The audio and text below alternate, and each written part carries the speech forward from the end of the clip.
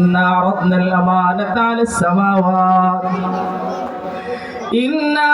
الأمانة على السماوات والأرض والجبال فأبين أن يحملنها وأشفقن منها وحملها الإنسان الله أكبر আসমান কে আল্লাহ তাআলা অফার করছে আসমান কোরআন নিবা কোরআন বলে আল্লাহ আমি পারবো না জমিন কে বলছে জমিন তুমি নিবা বলে আমি পারবো না পাহাড়কে বলছে পাহাড় তুমি নিবা পাহাড়ও পারবে না সবাই মিলে একসাথে ফাআবাইনা ইয়াহমিলনাহা সবাই এটাকে বহন করতে অস্বীকার করে দিছে আচ্ছা ওরা অস্বীকার করার পরেও যদি আল্লাহ দিতেন কি হতো এটাও কোরআনে আছে লাউ আনজালনা হাযাল কুরআনা আলা জাবালিন লারাআইতাহু খাশিআন মুতাসাদ্দিআন মিন খাশিয়াতিল্লাহ চূর্ণ বিচূর্ণ হয়ে যেত পাহাড়ের উপরে যদি এই কোরআন অবতীর্ণ হইতো আসমানের ক্ষমতা নাই কোরআন বহন করার জমিনের ক্ষমতা নাই কোরআন বহন করার পাহাড়ের ক্ষমতা নাই কোরআন বহন করার রব্বুল আলামিন বলেন ওয়া হামালাহাল ইনসান উম্মতে মুহাম্মাদিন উলামায়ে کرام হুফাজরা এই কোরআন বহন করে নিছে বুকের মধ্যে আল্লাহু আকবার জোরে বলা লাগবে আসমান ফেল জমিন ফেল পাহাড় ফেল উম্মতে মুহাম্মাদি পাস 100 তে 100 পায় পাস শুধু কি পাস যাই হোক যখন প্রথম নাজিল হয়েছে তখন নবীজি তাইলে উনি আরবি পারেন না এই জন্য পারতেছেন না বিষয়টা না অন্য কোনো ঘটনা আছে সেই ঘটনা হলো এই ঘটনা যে এত ওজনওয়ালা জিনিস সর্বপ্রথম আদম সন্তানের কাছে পেশ করা হচ্ছে তো যখন বলা হয় এই জিনিস জবান দিয়ে বের হইতে পারতেছে না নবীর শরীরের মধ্যে কাঁপুনি উঠে যাচ্ছে জ্বর উঠে যাচ্ছে নবী বলেন মা আনা বিকারিন আমি এই মুহূর্তে পড়তে পারতেছি না আমি এই মুহূর্তে পারতেছি না পরিস্থিতি এমন না যে আমি পারবো হচ্ছে না আমার দ্বারা হচ্ছে না আসলে তো উনি পারেন তাহলে আদব ওয়ালা তরজমা কোনটা যে আমি পড়তে পারি না এটা না আমি পড়তে পারছি না এই মুহূর্তে পারতেছি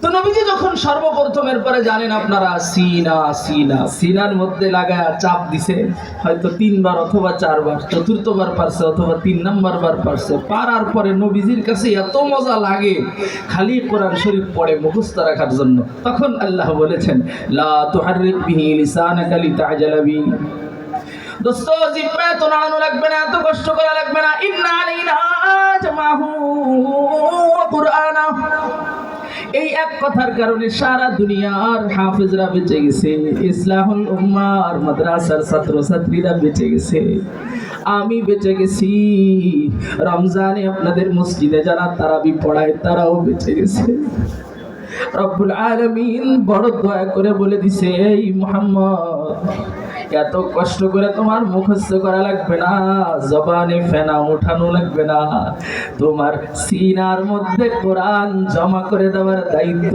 আমি আল্লাহ নিয়ে নিলাম এই জন্য সারা দুনিয়ার হাফেজে কোরআনদের কাছে 30 পারা কোরআন মুখস্থ করা সোজা আসলে মুখস্থ করার কথা ছিল না নবী প্রথম পারে নাই উম্মত তো দৌড়াবে নবীর জিম্মাদারি আল্লাহ নিয়ে নিছে এই জন্য ওই নবীর অনুসারীদের জিম্মাদারিও কিয়ামত পর্যন্ত আল্লাহ নিয়ে নিছে দোস্ত আমি বলছিলাম কুরআনুল কারীম মুহাম্মদুর রাসূলুল্লাহ সাল্লাল্লাহু আলাইহি ওয়াসাল্লাম নিজে শুনে সাহাবীরে শুনাইছেন সাহাবী শুনে পড়ছে নবীও পড়ে সাহাবীও পড়ে আল্লাহ আজকে 1450 বছর ধরে ওই নবীর জবানে যেমন তেলাওয়াত সাহাবীর জবানের যেমন তেলাওয়াত ঠিক আজকে এশার নামাজে আপনাদের ইমাম সাহেবের এমন তেলাওয়াত এই আমি গুনাহগার আমার কি সৌভাগ্য নবীর জবানে যেই সূরা যেভাবে তেলাওয়াত হইছে সাহাবীদের জবানে যেই সূরা যেভাবে তেলাওয়াত হইছে জিবরিলের জবানে যেই সূরা যেভাবে তেলাওয়াত হইছে আসমানের মালিক রব্বুল আলামিনের জবানে ওই সূরা ওইভাবে তেলাওয়াত হইছে আর আমি নবীর জমানার 1450 বছর পরে জন্ম নিয়েও আজকে এশার নামাজের সময় ওই সূরা ওইভাবে আমার কানে শোনার তৌফিক হইছে সুবহানাল্লাহ আজকে এশার সময় আমি আল্লাহ যেটা আরশে আজিমে পড়ে শোনাইছেন জিবরিলকে ঠিক ওইটাই আমি আমার ইমাম সাহেবের জবান থেকে শুনছি ঠিক আমি ওইটাই জবান থেকে শুনছি, এই জন্য কোরআনের মাসআলা সারা দুনিয়ার মাসআলার থেকে ভিন্ন। সেটা কি? আল কোরআনু কালামুল্লাহি তাআলা ফাইন্নাহু গায়রু মাখলুকিন ওয়া মান ক্বালা ফাইন্নাহু মাখলুকুন ফাহুয়া কাফিরুন। কোরআনের মাসলা সারা দুনিয়ার থেকে ভিন্ন, কারণ আল্লাহ হাইয়ুন কাইয়ুম, আল্লাহ তাআলাই থাকবেন আর সব কিছু ধ্বংস হয়ে যাবে, এতে তো কোনো সন্দেহ নেই। কোরআনুল কারীম আল্লাহর জবানের অংশ, মানে আল্লাহরই অংশ, আল্লাহর জবানেরই অংশ। তো সরকাররা উল্টো পাল্টা মশলা দিলে হুজুরকে সঠিক মশলা দিতে হয় না? তা না হলে হুজুররা আখিরাতে ধরা পড়ে যাবে, আল্লাহর আদালতে মামলা হয়ে যাবে হুজুরদের বিরুদ্ধে। এই জন্য তো হুজুরকে খাউন দাউন নাই, এই সেই কিছু নাই, কিন্তু খালি মশলা পায় 3 বছর জেল খাটছে, এমন ঘটনা নাই? খালি এক মশলা পায়। এটা শুধু এই জমানায় আপনারা দেখতেছেন তা না, এই জমানা নবীর জমানায় আছে, শুধু নবীর জমানা না, নবীর আগের জমানায়ও আছে, শুধু আগের জমানা না, এই আদম আলাইহিস সালাম পর্যন্ত সব জমানায় আছে। ওই সত্য কথাটা কয়ে দিছে, উম্মত ধরে আলাইছে। তো ইমাম আহমদ ইবনে হাম্বল রাহমাতুল্লাহি আলাইহি 4 মাযহাবের এক মাযহাবের ইমাম, উনি সরকার এক উল্টা মাসআলা বলার কারণে উনি সঠিক মাসআলা বলে দিয়ে ফেসে গেছেন, জেলখানায় গেছে। প্রতিদিন 80 জন মিলা ওনাকে 80টা বেত্রাঘাত করত। কারণ একজন যদি 80টা বাড়ি মারে, তাহলে প্রথম আঘাতে যেই গতি হবে, শক্তি হবে, 80 নম্বর বাড়িতে কি সেই শক্তি হবে? প্রত্যেকেই তার শরীরের পূর্ণ শক্তি দিয়ে পিটান মারবে এই এক মশলা গোয়া। সেই মশলা কি মশলা? এই যে আমি যেটা বললাম, এটা আল কোরআনু কালামুল্লাহি তাআলা ফাইন্নাহু গায়রু মাখলুকিন ওয়া মান ক্বালা ফাইন্নাহু মাখলুকুন ফাহুয়া কাফিরুন।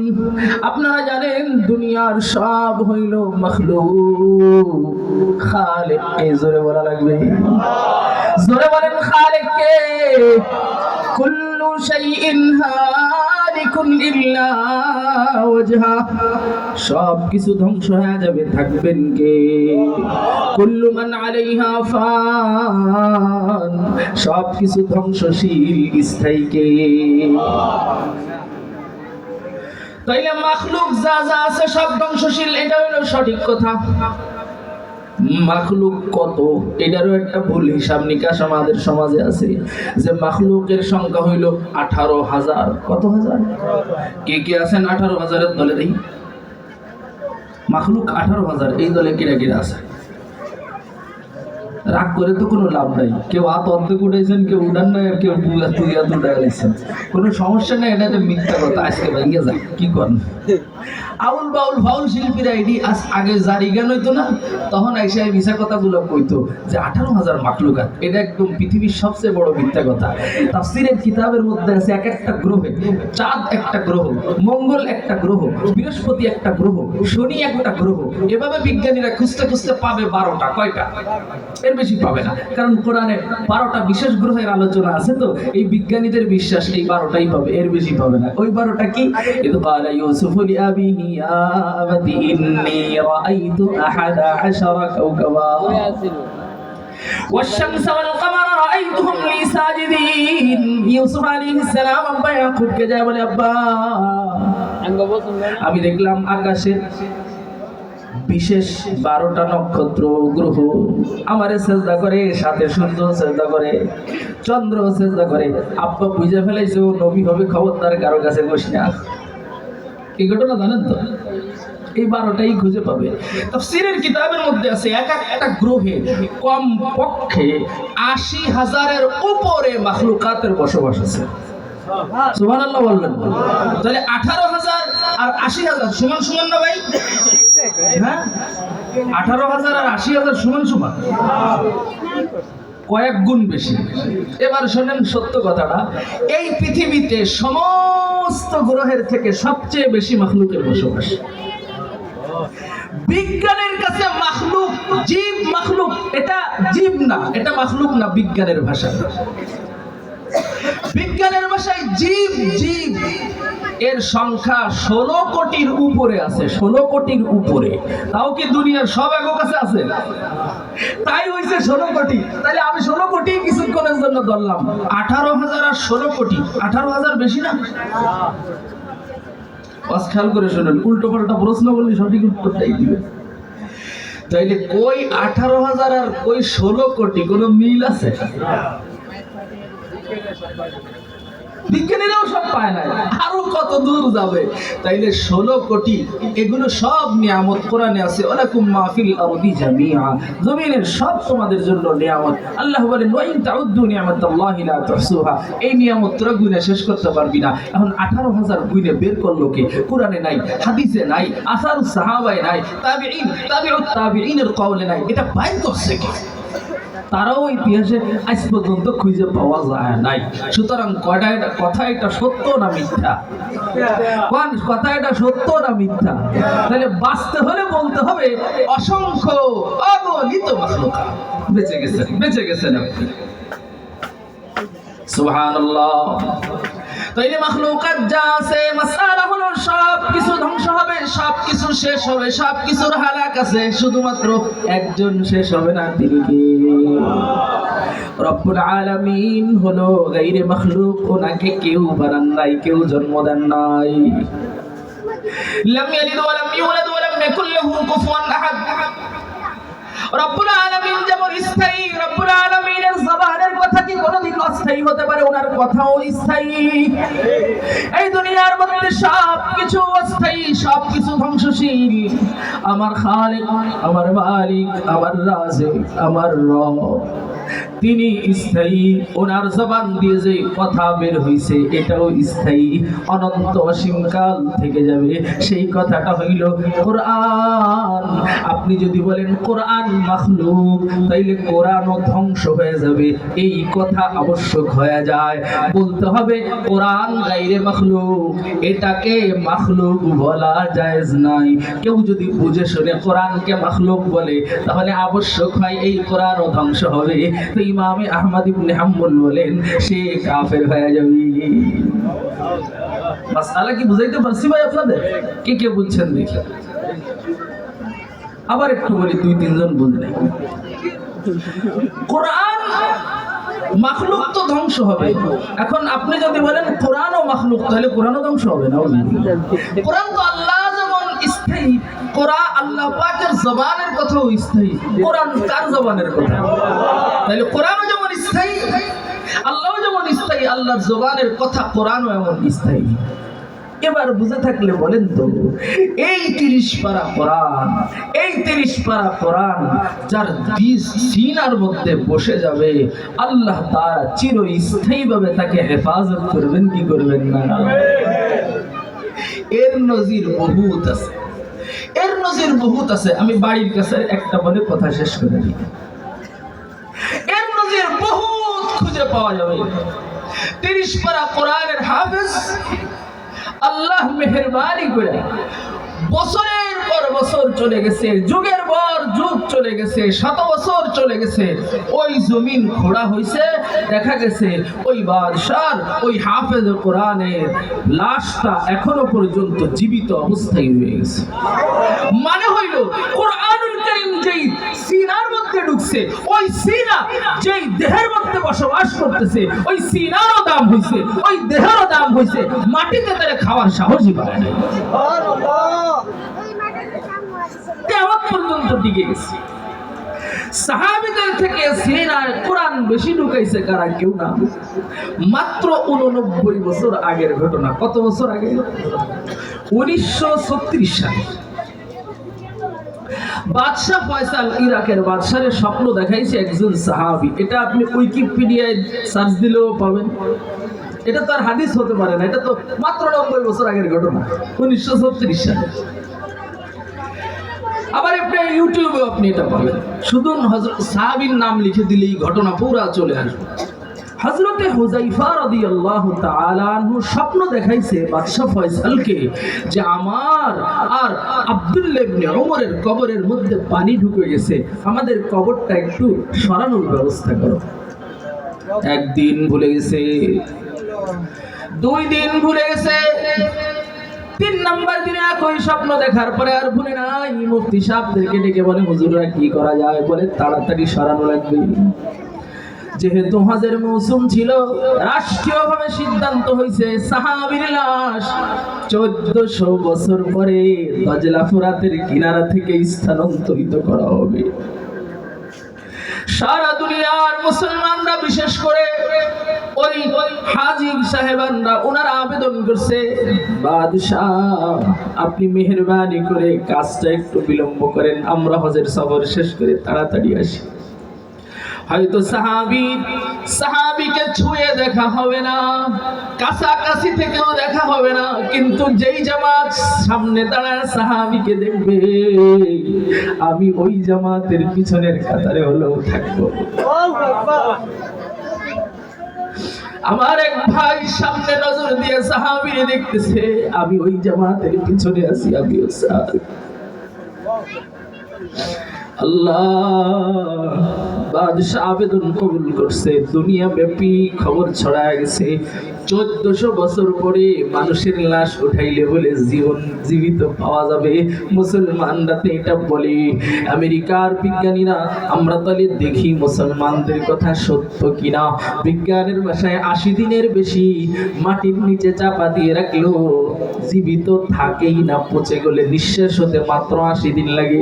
এরা বলে 1400 বছর ধরে রাখছে। দেখি তো, ইউরোপ থেকে, বিভিন্ন দেশ থেকে হাজার হাজার খ্রিস্টান, হাজার হাজার বিজ্ঞানীরা আসছে। রাষ্ট্রীয় মেহমান হয়ে যারা আসছে তারা সামনে, দেশের মুসলমান মেহমানরা পিছনে, বিদেশি হাজী সাহেবরা পিছনে, বিজ্ঞানীরা সব সামনে। আল্লাহ বিশাল বড় আয়োজন কইরা সর্বপ্রথম যখন হযরতে হুযায়ফা রাদিয়াল্লাহু তাআলা আনহুর লাশ উঠাইছে, সাহাবী কাদার মধ্যে, পানির মধ্যে শুয়ে ছিল, তো ক্যারেনে উঠানোর সাথে সাথে কাদা পানিগুলো পড়ে গেছে, একদম তাজা চকচকা কাফনের কাপড় বের হয়ে আসছে। আল্লাহ রাব্বুল ইজ্জত তো কিয়ামত পর্যন্ত ইতিহাসে লেখানোর ইচ্ছা পোষণ করছে। এই জন্য সাহাবীর মাথাও বের হয়ে আসছে, আর চতুর্দিক দিয়ে শোনা যাইতেছে খ্রিস্টানরা লা ইলাহা ইল্লাল্লাহু মুহাম্মাদুর রাসূলুল্লাহ বলে বলে আওয়াজ দিতেছে। কেন? বলে 1400 বছর পরে যেই সাহাবীর লাশ বের হইছে, মাথা যখন বের হইছে, ওনার চোখের দিকে শুধুমাত্র আমরা তাকাইছি, ওনার চোখের দিকে, ওনার চেহারার দিকে আমাদের চেহারা যখনই পড়ছে, সাথে সাথে মনে হইছে আসমানি নূর ভিতরে চলে আসছে, আমাদের অজান্তেই জবান থেকে কালিমা বের হয়ে গেছে। দোস্ত, কলিজার মধ্যে এখনো পর্যন্ত ফয়সাল পার্কের পাশে সাহাবীর কবর মাকবারা এখনো আছে, 2 জন সাহাবী। না না, বাড়ি তো মক্কা মদিনায়, সাহাবী শুইছে রাকে।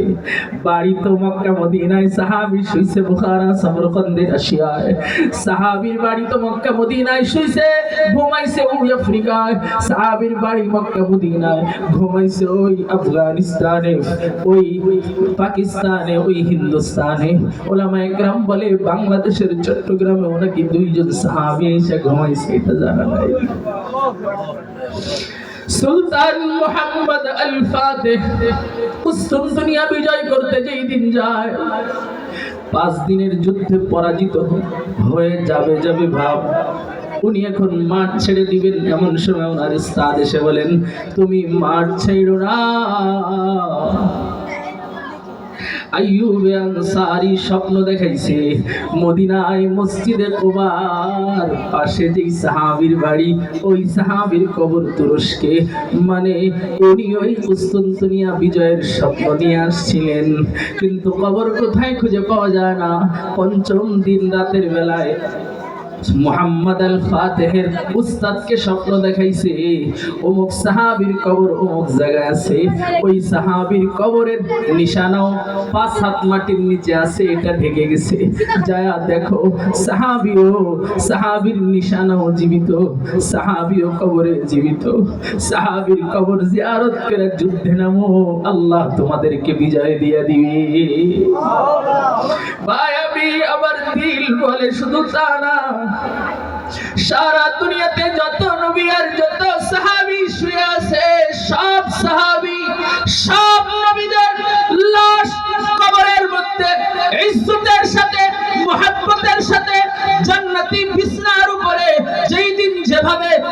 জিন্দা তাজা গোশত হাড্ডি অবস্থায় রাখা হয়েছে, এখনো পর্যন্ত ওইভাবেই আছে। আরে ভাই, যেই কারণে সাহাবীর লাশ কিয়ামত পর্যন্ত আরাম পাবে, ইজ্জত পাবে, ওই কারণ দুনিয়ায় এখনো বেঁচে আছে। সেই কারণ হলো কোরআন সিনার মধ্যে বসানো। আমার নড়াইলো এক দুইজন বলদা ছাত্র, উস্তাদ মারা গেছে তাই কান্নাকাটি করে মাদ্রাসাতে পলাইছে। 3 মাস পরে উস্তাদের জন্য শুধু কান্দতে কান্দতে আর ভালো লাগে না, হুজুরের কবর খোঁড়া শুরু করছে। 3 মাস পরে কবর খুঁজে দেখে হুজুরের পা দুইটা বের হইছে, একদম জিন্দা তাজা অবস্থায় আছে। পাকিস্তানের হাকিম মোহাম্মদ আখতার সাহেব মাওয়ায়েদ দর্দে মুহাব্বতের মধ্যে অনেকগুলো ওয়াকিয়া লিখছেন। হাফেজ কোরআনকে রাখা হয়েছে, অনেক বছর পরে কবর খুঁজে দেখা গেছে লাশ তাজা আছে। ভাই, বহুত নজির এমন খুঁজে খুঁজে বলা যাবে, দেখানো যাবে। আমি বুঝাইতে চাইছি, কোরআন হলো গায়রে মাখলুক, কোরআন হলো দুনিয়ার সবচেয়ে দামি কথা, কোরআন হলো স্থায়ী কথা। এই কথা যার সিনায় ঢোকে সেও কোনো না কোনো ভাবে স্থায়ী হয়ে যায়, কবরও স্থায়ী হয়ে যাবে, হাসর থেকেও আল্লাহ মুহাব্বতে জান্নাতে পাঠায়া স্থায়ীভাবে তাকে হেফাজতের ব্যবস্থা করে দিবে। আপনার খেদমতের পরিধি আমার জানা নাই, আপনার খেদমত কি ইসলামের জন্য করছেন এই হিসাব আপনার কাছে ভালো আছে, কিন্তু আমাদের উস্তাদ জি মুফতি সাহেব যে খেদমত করছেন ওই খেদমতটাও আপনি হিসাব করে দেখেন। এই খেদমত কোন খেদমত? সহজ কথায় এই খেদমত ওই সাহাবী ওয়ালা খেদমত। ভাই, সাহাবীর মতো আমলে ওজন নাই, 1400 বছর পরে ওজন হবে না এটা নিশ্চিত। এক আবু বকরের সাজদার ওজন, এক আবু বকরের তেলাওয়াতের ওজন, এক আবু বকর রাদিয়াল্লাহু তাআলা আনহুর জবানের সুবহানাল্লাহর ওজন আমরা শুধু না, সারা দুনিয়ার মানুষ মিলেও সমান সমান বানানো যাবে না। এটা তো ঠিক আছে, কিন্তু কর্মপন্থা একই, কর্মপন্থা একই। যেই মালিক ওই জামানায় কবুল করতেন ওই মালিক এই জামানায় কবুল করেন। সাহাবীর সমান সমানও হবে না, আগেও হবে না, ওঠা সম্ভব না, কিন্তু সাহাবী কিয়ামতে যেই জামাত নিয়া সামনে সামনে হাঁটবে, এই হযরত ওলামায়ে কেরামরা পিছনে পিছনে ওনাদের সাথে সাথেই হাঁটবে, কারণ কাজ তো একই। হুজুরের ব্যাংক নাই, ব্যালেন্স নাই, হুজুরের গাড়ি নাই, হুজুরের বিশাল বড় বাড়ি নাই, হাজার হাজার খুঁজে পাবেন মানুষের হাত ধইরা পাও ধইরা গালি শুইনা অপমান হইয়া আল্লাহর কোরআনের একটা ঘর করছে। কি লাভ হুজুরের নিজের? মানে আসলে আখিরাতে হুজুরের পুরাটাই লাভ হইছে। এই জমিনে কোন শিক্ষা প্রতিষ্ঠানে তারির সুন্নাত জিন্দার ওয়াজ হয় বলেন? কোথায় সহিহ শুদ্ধ কোরআন তেলাওয়াতের ওয়াজ হয় বলেন? কোথায় আল্লাহর আহকামাতের বিধিবিধানের পড়ালেখা সহিভাবে হয় আর আমল হওয়ার ওয়াজ হয় বলেন? কোথাও খুঁজে পাবেন না। হুজুর যে মেহনত করে মাদ্রাসা দাঁড় করাইছে, মাদ্রাসা যতদিন থাকবে এই মেহনত চলবে ততদিন। এটাই তো সাহাবী ওয়ালা মেহনত, এটাই তো নবীর শিখানো নবীর করা মেহনত। আজও যারা বাইতুল্লাহ সফরে যান, মদিনাতুল মুনাওয়ারায় যান, যা দেখবেন নুসুকে হক আর যেভাবে হোক রিয়াজুল জান্নাহ তো ঢুকতে পারেন। নবী বলেন, মা বাইনা বাইতি ওয়া মিনবারি রাউদাতুম মিন রিয়াজিল জান্নাহ। আল্লাহ, নবীর কবরের ঠিক উত্তর পাশে এখনো পর্যন্ত একটা উঁচা জায়গা আছে, এক হাত উঁচা, এক হাত উঁচা। এটাকে বলা হয় আসহাবুস সুফফা। আপনি যখন রিয়াজুল জান্নাহে ঢুকবেন, রিয়াজুল জান্নাহ মানে জান্নাতের টুকরা।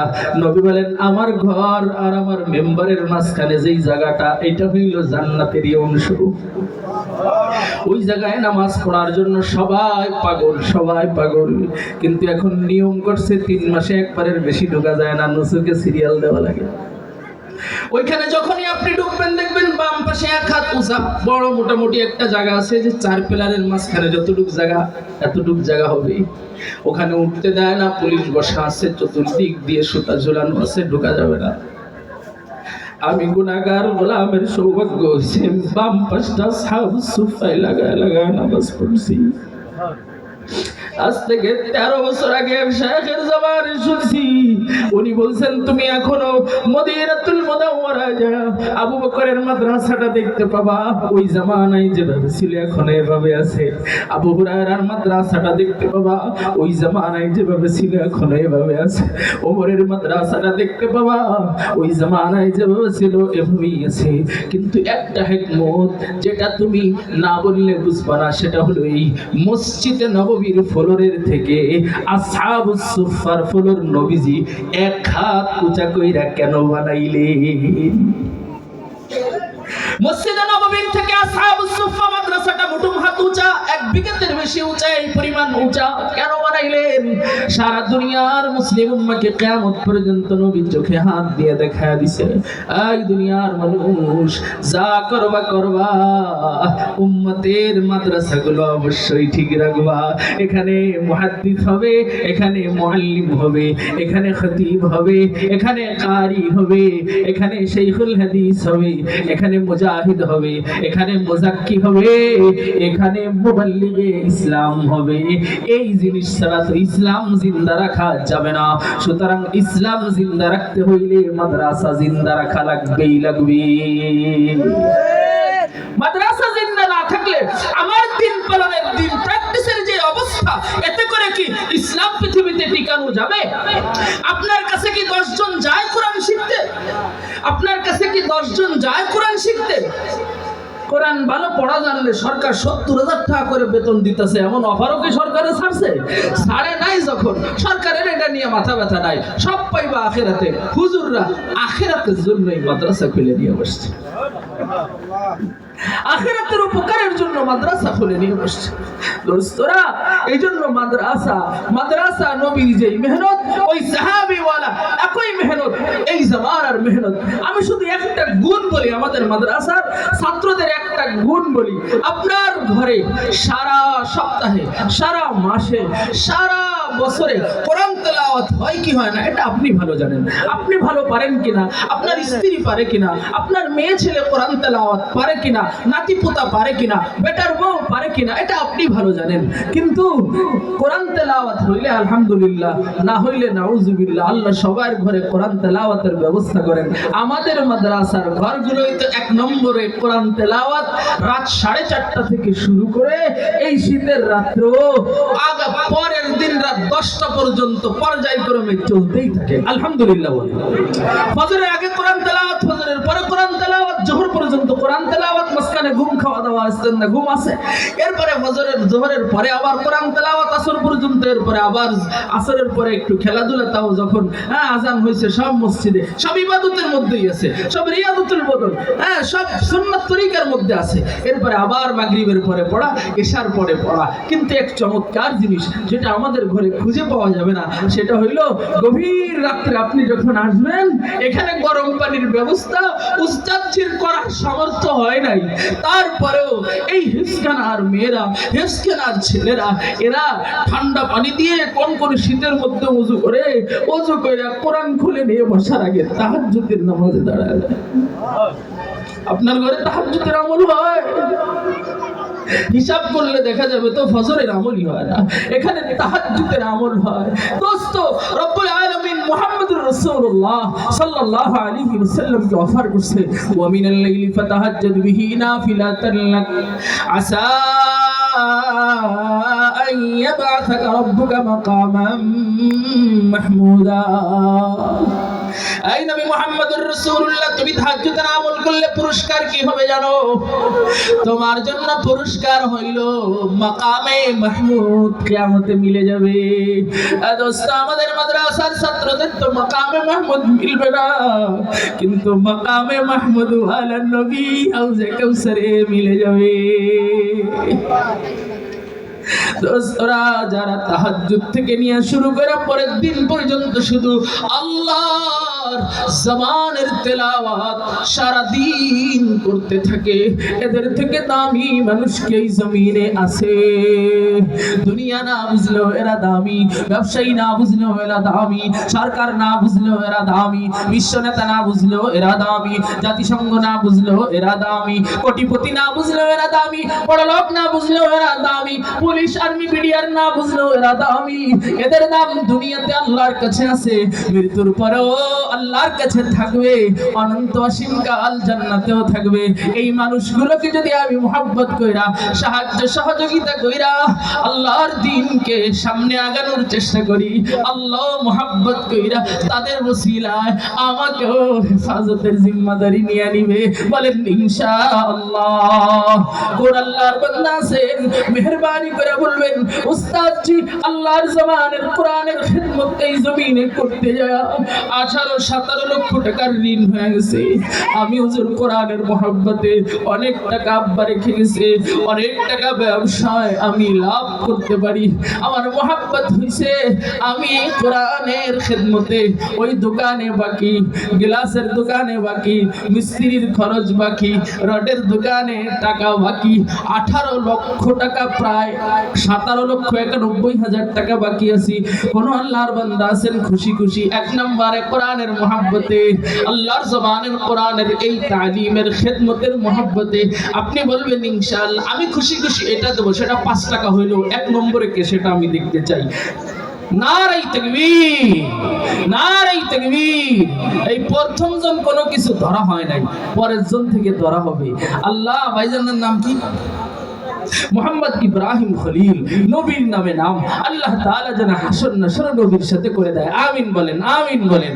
কোন আল্লাহর বান্দা আছেন আল্লাহ হুজুর আল্লাহ আমারে অনেক দিছে, আমি 1 লক্ষ টাকা দিতে চাই, আল্লাহ কবুল করে নেন। 1 লক্ষ টাকা দেওয়ার মতো কোন আল্লাহর বান্দা আছেন? নিজের হাতে দোকানের বাকি পরিশোধ করে দিয়ে আসবেন, মিস্ত্রির বাকি পরিশোধ করে দিয়ে আসবেন।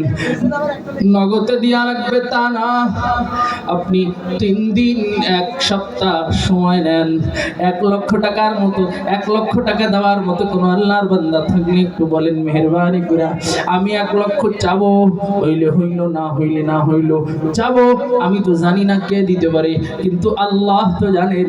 বান্দারে আমি সামর্থ্য দিছি, তুই আমার কোরআনের ওসিলা শুনছিলি, আমার ওসিলা শুনছিলি, হ্যাঁ হ্যাঁ আমার জান্নাতের কথা শুনছিলি, নবীর মেহনতের কথা, নবীর কষ্টের কথা শুনছিলি, তোর তো সামর্থ্য ছিল, দিলি না কেন? ওই দিন যে জব, সেই জবে তো ধরা পড়ে যাবেন, এখন দিয়ে দেন তো ওই দিন বেঁচে যাবেন। কে আছেন মেহেরবানি করে 1 লাখ টাকা দেওয়ার মতো কোন আল্লাহর ওলি, আল্লাহর বান্দা থাকলে সাহস করে হাত উঠান, আল্লাহ তুমি কবুল করে নাও। 50,000 টাকা দেওয়ার মতো, আমি শেষ পর্যন্ত 1 লাখ আর 50,000 চাইতেই থাকবো। দেখেন আল্লাহ, আপনাদের কষ্ট হচ্ছে নাকি? 1 লাখ আর 50,000 চাইতেই থাকবো। আল্লাহ তুমি 50,000 টাকা দেওয়ার মতো কেউ থাকলে একটু হাত উঁচা করার তৌফিক দিয়ে দাও, যে আমি ইনশাআল্লাহ 50,000 টাকা দেবো। আছেন কোন আল্লাহর ওলি, আছেন কোন আল্লাহর বান্দা? আল্লাহ তুমি ব্যবস্থা করে দাও, আল্লাহ তুমি ব্যবস্থা করে দাও। 1 লাখ টাকার একজন লাগবেই লাগবে, 50,000 টাকার কমপক্ষে একজন তো আগে হোক, পরে দেখা যাক 2, 3, 4 জন হয় কিনা। আল্লাহ যেন ব্যবস্থা করে দেয়, বলেন না আমিন। ভাই 10-20 হাজার টাকার কমপক্ষে 10,000 টাকার 10 জন লাগবে, 20,000 টাকার 5 জন লাগবে। নিজে নিজে হিসেব করে পাগলের মতো বলতেছি, আল্লাহ যদি তৌফিক না দেয় তাহলে তো একজনেরও হবে না, তাতেও কোনো সমস্যা নাই। ফয়জুল্লাহ সন্দীপী, হ্যাঁ ইদ্রিস সন্দীপী রহমতুল্লাহি আলাইহি জামাত দইরা দইরা উম্মতের কাছে ঘুরছে। আজকে দেখেন মাদ্রাসার কি অবস্থা, উস্তাদ আজকে ঋণের বোঝা মাথায় নিয়ে বসে আছে। আল্লাহ যদি সহজ করে এগুলো পরিশোধ হয়ে যাবে, কিন্তু যার তৌফিক আছে সে যদি এখন সঙ্গ দেয় কোনো না কোনো ভাবে কবুল হয়ে যাবে। আর যদি সঙ্গ না দেয়, যদি আল্লাহ নারাজ হয়ে যায়, কি করবেন বলেন? মেহেরবানি করে 50,000 টাকা 1 লাখ টাকা দেওয়ার মতো কোন আল্লাহর বান্দা আছেন যে আমি ইনশাআল্লাহ হুজুর এতদিনের মধ্যে 50,000 টাকা দিয়ে দিব, আমি এতদিনের মধ্যে 1 লক্ষ টাকা দিয়ে দিব, অথবা 20,000 টাকা দিয়ে দিব। কোন আল্লাহর ওলি থাকলে একটু মেহেরবানি করে হাত তুলেন, আল্লাহর ওয়াস্তে হাত তুলেন, আল্লাহর জন্য হাত তুলেন, কোরআনের মহাব্বতে হাত তুলেন, নাম লেখা দেন। 1,000 2,000 দেওয়ার মতো অনেক আছেন, সেগুলো তো আমরা নেবই, কিন্তু বড় আল্লাহর বান্দা যারা আছেন তারা একটু মেহেরবানি করে দিলে দয়া আনেন, মহাব্বত আনেন। নিজে করে কোরআন পড়তে জানি না, তালিবুল ইলমরা পড়ে, এত বড় মাদ্রাসা হইছে, এত খরচ হইছে, টাইলসের কদমে কদমে কোরআন শুনে, আর আমি বাড়িতে বৈশা বৈশা টিভি দেখি। আহারে, টাইলসের যেই নসিব আমারও সেই নসিব নাই, জানালার টিনের যেই নসিব আমারও সেই নসিব নাই। আল্লাহ, তুমি আমার মেহেরবানি করে কোরআন শোনার ব্যবস্থা করে দাও।